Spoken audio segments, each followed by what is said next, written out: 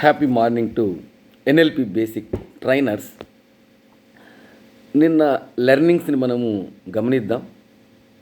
మనకు నిన్న ఇచ్చిన ట్రైనింగ్ చాలా అద్భుతంగా ఉంది, రియాలిటీకి దగ్గరగా ఉంది. అందరి డౌట్స్ కూడా అందరినీ ఒక ఎన్ఎల్పి మీద ఒక క్లారిటీలోకి తీసుకెళ్ళేటటువంటి అవకాశాన్ని ఇచ్చింది.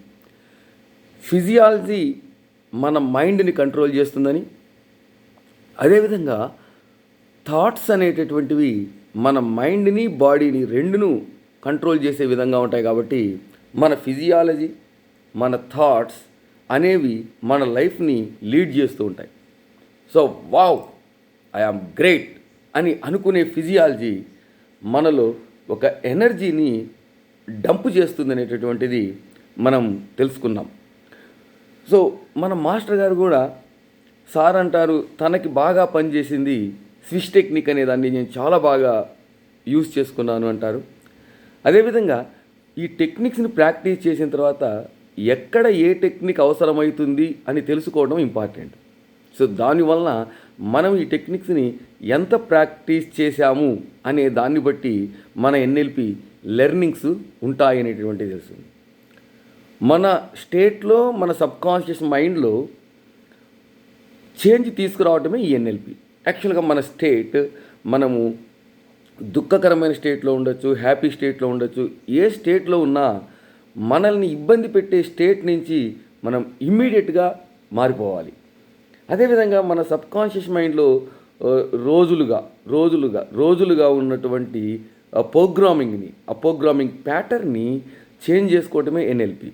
So you have to deal with your subconscious mind అనేది ఎన్ఎల్పి టెక్నిక్స్ ద్వారా మనము తెలుసుకొని ఆ చేంజ్ అవుతూ ఉంటే ఆ టెక్నిక్ని మనం బలంగా పట్టుకోవాలి. ఆ టెక్నిక్ని బలంగా పట్టుకొని మనము ఎంత గ్రేట్ అవ్వచ్చో అనేది ఈ టెక్నిక్స్ మనకి ఉపయోగపడతాయని చెప్పారు. ఇంకోటి, మన పర్పస్ని ఇది ఇంపార్టెంట్ అనిపించింది. మన పర్పస్ని, మన వాల్యూస్ని బట్టి మన యొక్క ఇంట్రెస్ట్ ఉంటుంది. ఇప్పుడు కొంతమంది ఫ్యామిలీ కోసం, కొంతమంది మనీ కోసం, కొంతమంది నేమ్ కోసం, కొంతమంది పవర్ కోసము. సో ఏది తప్పు కాదని తెలిసింది. ఎందుకంటే మనము వాల్యూస్, మన పర్పస్ ఏం దాన్ని ఇస్తున్నామో ఆ సబ్కాన్షియస్ మైండ్ తీసుకుంటుంది. కాబట్టి మనం మనీ కోసము పరిగెత్తే వాళ్ళ గురించి ఇప్పుడు పెద్దగా ఆలోచించాల్సిన పని లేదు. సో అది తప్పు కాదు, ఏది తప్పు కాదు. కానీ అది మన లైఫ్ని డిస్టర్బ్ చేస్తూ ఉంటే మనల్ని రిగ్రెట్ఫుల్ స్టేట్లోకి, నాకు ఫ్యామిలీ కోసం చూస్తున్నాను డబ్బు రాలేదు అని రిగ్రెట్ఫుల్ స్టేట్, అదేవిధంగా బ్లేమింగ్ స్టేట్లో కానీ, అదేవిధంగా మనం గిల్టీగా కానీ ఫీల్ అవుతూ ఉన్నామంటే అప్పుడు మనకి అది మనల్ని ఎఫెక్ట్ చేస్తుంది. సో దేంట్లోనూ గ్రోత్ రాని స్థితికి.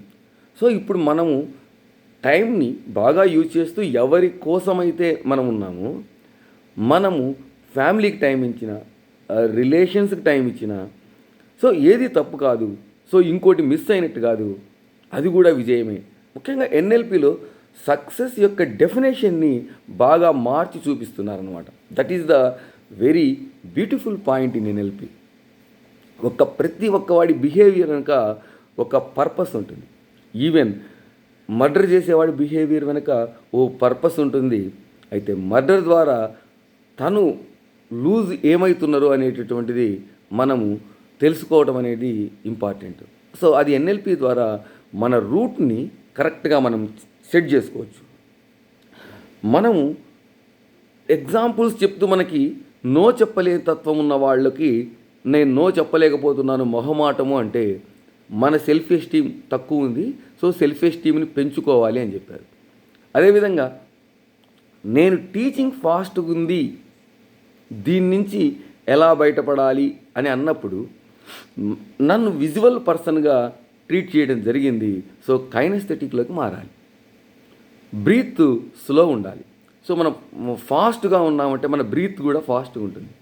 సో బ్రీత్ స్లో చేసుకొని ఈ టెక్నిక్ని అప్లై చేసినట్లయితే సో మనము స్లో టీచింగ్గా, క్లారిటీ టీచర్గా మారిపోవచ్చు అనేటటువంటి ఒక గుడ్ సజెషన్ని మనకి అందజేయడం జరిగింది. So thankful sir. ఈరోజు మనం నేర్చుకుంటున్న టెక్నిక్స్ని మిల్టన్ అండ్ మెటా మెటా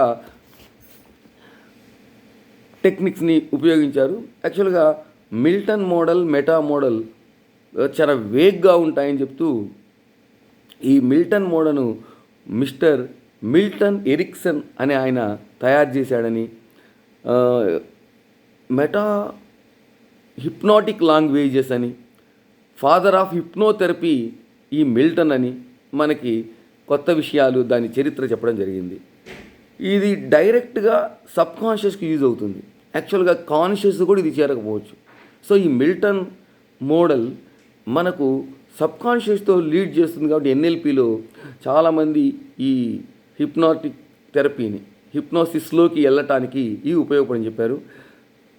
దీంట్లో కొన్ని టెక్నిక్స్లో ఫస్ట్ టెక్నిక్ మైండ్ రీడింగ్. ఈ మైండ్ రీడింగ్ అనేది అందరము ఉపయోగించాము, బట్ ఆ నేమ్ తెలియదు అనేది కూడా మనము తెలుసుకున్నాం. మనము ఒక క్లాస్కి వెళ్ళినప్పుడు కానీ ఇతరులతో కానీ, ఐ నో డియర్ స్టూడెంట్స్, మీకు మ్యాథ్స్లో ఇది తెలుసుకోవాలని చాలా అద్భుతంగా ఉంది అంటే వాళ్ళ మైండ్ని మనము ప్రిపేర్ చేస్తున్నాం అనొచ్చు. సో మైండ్ రీడింగ్ అనేటటువంటిది, I know you are thinking, లైఫ్లో చేంజ్ కావాలనుకుంటున్నారు అని మనం చెప్పడంతో సో వాళ్ళందరి యాటిట్యూడ్ అంతా కూడా మనం ఈజీగా కనెక్ట్ అవుతాం. కాబట్టి సో దీంట్లో మైండ్ రీడింగ్ అనేటటువంటిది చాలా ఉపయోగపడుతుందని కూడా చెప్పడం జరిగింది. మనకి ఈ మెటా మోడల్స్ అనేవి ఒక పర్సన్ తన ప్రాబ్లం చెప్పిన తర్వాత మనము సొల్యూషన్ ఇస్తాము. కానీ ఈ మిల్టన్ మోడల్ బిఫోర్ వారేమీ క్వశ్చన్స్ అడగకముందే వారిని మనము ఒక సిస్టంలోకి, మన యొక్క కంట్రోల్లోకి తెచ్చుకునేటటువంటి ఒక అద్భుతమైన ప్రోగ్రామ్ అని చెప్పడం జరిగింది. సో ఇప్పుడు మనము I enjoying you get 10/10 in mathematics. So మీ అందరిలో నాకు తెలిసి మీ అందరు 10/10 తీసుకొస్తున్నారు, మీ అందరూ చాలా పవర్ఫుల్ అని అనటంతో వారిని ఈ మ్యాథ్స్ మీద ఇంట్రెస్ట్ తీసుకొచ్చే విధంగా చేయొచ్చు. ఇక రెండవది టెక్నిక్ లాస్ట్ పర్ఫార్మెన్స్, అంటే ఒక పర్ఫార్మెన్స్ని కోల్పోవటం.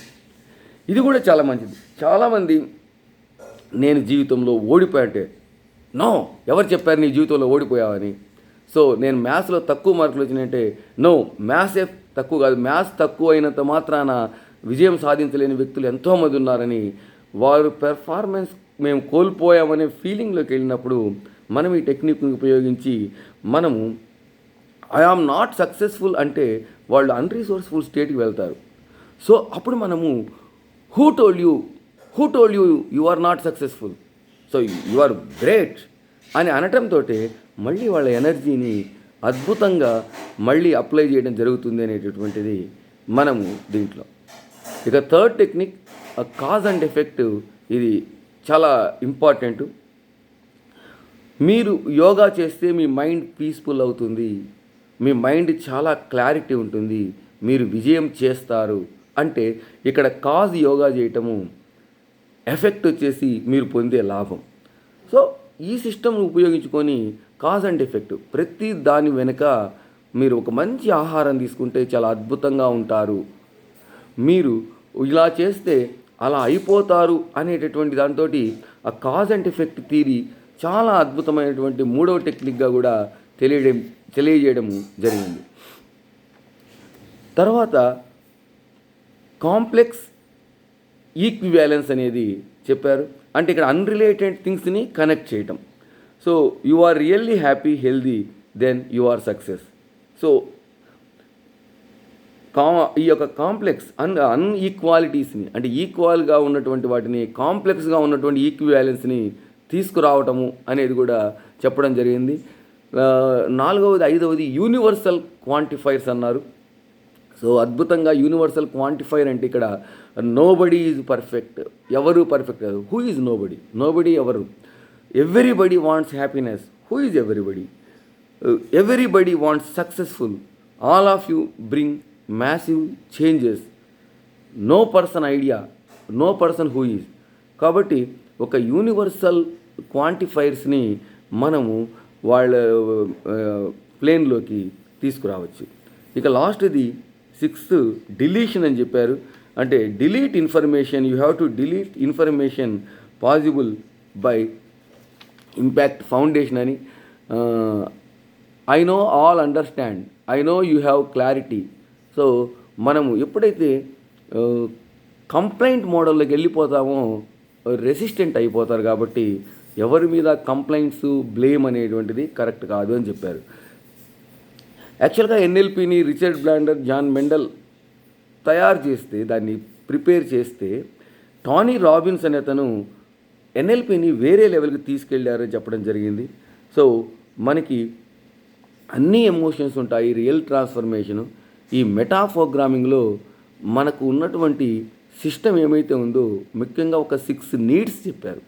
ఆ 6 నీడ్స్, ఒకటి సర్టనిటీ. అంటే సర్టనిటీ అనేటువంటిది మనల్ని రిసోర్స్ఫుల్ స్టేట్కి తీసుకుపోవచ్చు, లేదా అన్రిసోర్స్ఫుల్ స్టేట్కి కూడా తీసుకుపోవచ్చు.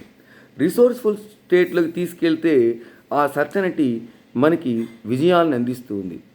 ఉదాహరణకి టీవీ చూస్తూ ఉండి లేజినెస్లోకి వెళ్ళిపోతే అది అన్రిసోర్స్ఫుల్ స్టేట్లోకి మనం వెళ్ళినట్టు.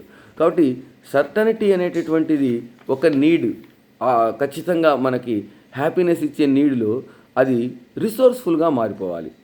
ఇక అన్సర్టనిటీ అంటే దీనికి ముఖ్యమైన వర్డ్ ప్రతి ఒక్కరూ వెరైటీ కోసం కోరుకోవడం. ఈ వెరైటీ అన్సర్టనిటీ కోసం కూడా మన బిహేవ్ ఫామ్ అవుతుంది. దీంట్లో రిసోర్స్ఫుల్, అన్రిసోర్స్ఫుల్ ఉంటాయి అని తెలియజేయడం జరిగింది. ఈ రిసోర్స్ఫుల్లో ఒక కొత్త బుక్ చదవడం, సో కొత్త ట్రైనింగ్స్ తీసుకోవడం, అదేవిధంగా ఒక మంచి మూవీ చూడటం, పిల్లల్ని బయటికి తీసుకెళ్ళటం, ఫ్యామిలీతో ఉండటం. ఈ అన్సర్టనిటీలో వెరైటీ అయితే, దీని నుంచి మనం అన్రిసోర్స్ఫుల్ పోవటం అంటే స్మోకింగ్, డ్రింకింగ్, డ్రగ్స్ అడిక్ట్ కావటం, ఇవన్నీ కూడా అన్రిసోర్స్ఫుల్ స్టేట్కి పోయి మన లైఫ్ని మిజరబుల్గా చేసేస్తాయి. కాబట్టి అన్సర్టనిటీని గుర్తించి దాని ద్వారా మనం రిసోర్స్ఫుల్కి వెళ్ళాలి.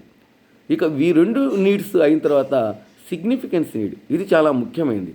ఈ నీడ్స్ తీరిన తర్వాత తన ఐడెంటిటీ కోసం, తన ప్రాముఖ్యత కోసం చూస్తూ ఉంటారు. ఈ సిగ్నిఫికెన్స్ లభించని వాళ్ళు ఏడుస్తుంటారు, బ్లేమ్ చేస్తుంటారు, వేరే వాళ్ళని తక్కువగా చూపెడుతుంటారు. సో ఏడుస్తావో, తలనొప్పి అంటారు, ఇవన్నీ అంటారు. కాబట్టి మనకి